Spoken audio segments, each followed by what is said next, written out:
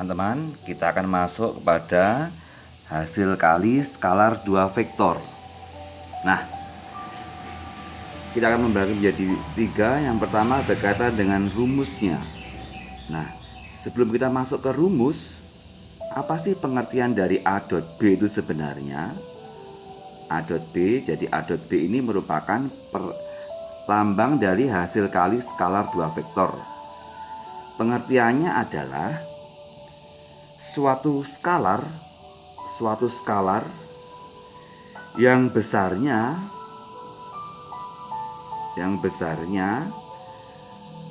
sama dengan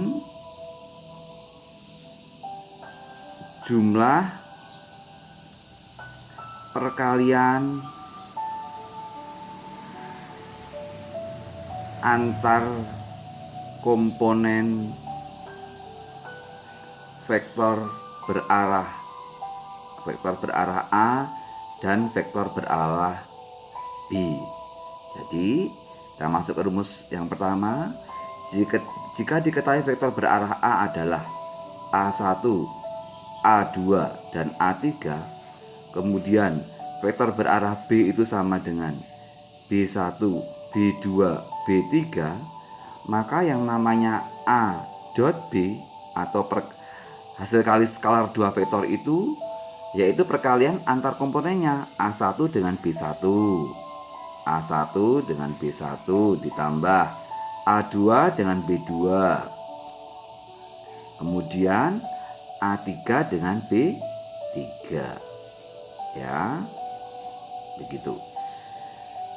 Nah, bagaimana bila diketahui sudutnya atau diketahui panjang A-nya atau diketahui panjang vektor B-nya? Nah, A dot B nanti rumusnya panjang A dikalikan panjang B, ada sudutnya cos alfa. Nah, dan yang ketiga yang sering kita lihat, apabila diketahui koordinatnya.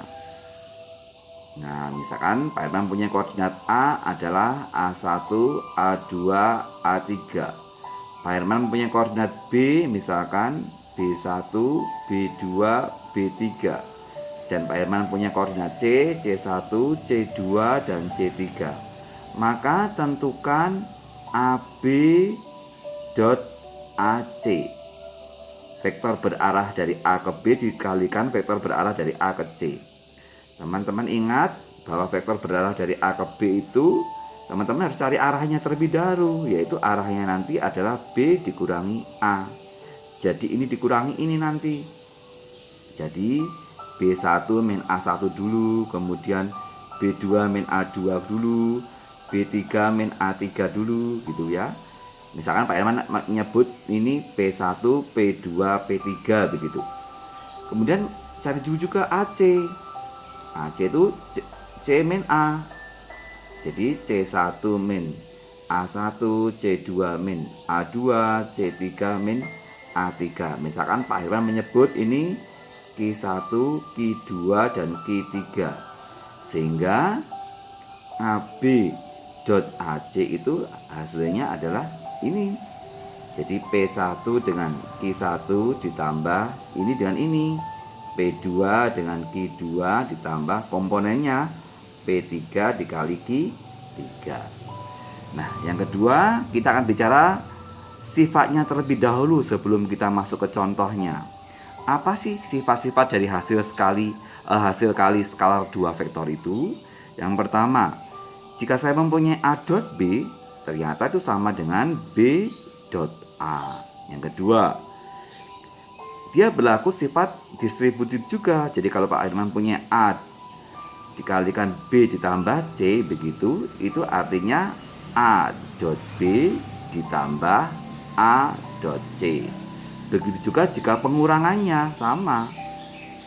Ini artinya sama dengan A dot B dikurangi A dot C. Dan yang ketiga, kalau Pak Herman punya A dot A, ini artinya, kembali ke rumus ini dulu, panjang A, cosnya dia berimpit, cos 0. makanya dia sama dengan panjang A. Kuadrat dari cos 0 itu 1. Hasilnya jadi panjang A kuadrat. Dan yang keempat, ingat kalau kita ada sebuah skalar K dikalikan A dot B, itu artinya boleh teman-teman kalikan dengan A terlebih dahulu, kemudian baru dikalikan dengan B boleh, atau K-nya dikalikan KB gitu dikalikan dengan A boleh ya. Yang perlu jadi catatan adalah ingat vektor berikut ini sama. Jadi kalau teman-teman punya vektor basis, saya mempunyai misalkan A itu sama dengan 3I min 2J plus 4K, maka apabila diubah menjadi vektor kolom, ini sama nulisnya, cuma menulisnya menurun, yaitu 3 min 2 4. Ingat-ingat ini. Yang ketiga, apabila diubah menjadi vektor baris, ingat ini baris, ini basis, ini nulisnya A sama dengan 3, min 2, 4. Vektor ini jarang yang baris ini jarang dituliskan karena agak rancu nanti dengan koordinat. Cara penulisannya pun berbeda sebenarnya kalau kita cermati, tapi ini jarang digunakan ya. Sebagai contoh sekarang kita masuk ke contoh. Misalkan Pak Herman mempunyai sebuah vektor yang panjangnya ini 2, panjang vektor A nya 2, panjang vektor B nya misalkan 6, dan sudut antara dua vektor tersebut misalkan 60 derajat. Maka tentukan A dot B. Jawabnya A dot B itu tadi apabila diketahui panjang dan sudutnya menggunakan rumus yang ini. Jadi dia panjang A, panjang B, cos alfa. Panjang A nya 2, panjang B nya 6, kalikan cos 60 derajat. Jadi 12 dikalikan cos 60 itu setengah. Jawabannya 6. Hasilnya berupa angka karena skalar. Apa sih artinya skalar itu? Skalar itu berupa angka tetapi bisa positif, bisa negatif. Ya, namanya skalar. Yang kedua, contoh. Misalkan Pak Herman punya vektor basis 2I min 3J ditambah 4K. Kemudian vektor berarah B-nya adalah I plus J min 2K. Tentukan B dot A, hasil kali skalar antara vektor B dan vektor A. Jawabnya, ingat bahwa B dot A tadi sama dengan A dot B. Jadi tinggal yang I dengan I, 2 dengan 1, 2 ditambah yang J dengan J, min 3 kali 1, min 3 ditambah yang K dengan K, 4 kali min 2, min 8. Jadi hasilnya min 9. Dia boleh negatif karena skalar. Yang penting hasilnya ini angka ya. Dan yang ketiga, misalkan diketahui koordinat, misalkan ya, koordinat A nya Pak Herman tulis misalkan 1,2,3, koordinat B nya misalkan 0, min 1, 1, koordinat C nya misalkan 2, 1, min 2. Tentukan hasil kali skalar antara vektor berarah AB dikalikan vektor berarah AC. Ya, kita cari dulu tadi. Jawabnya cari dulu AB. Vektor berarah AB tadi apa? Oh, B min A. Berapa dia B min A? Pak Herman terus dalam bentuk kolom ya, nggak apa-apa, sama saja tadi. 0 dikurangi 1, min 1. Min 1 dikurangi 2, min 3.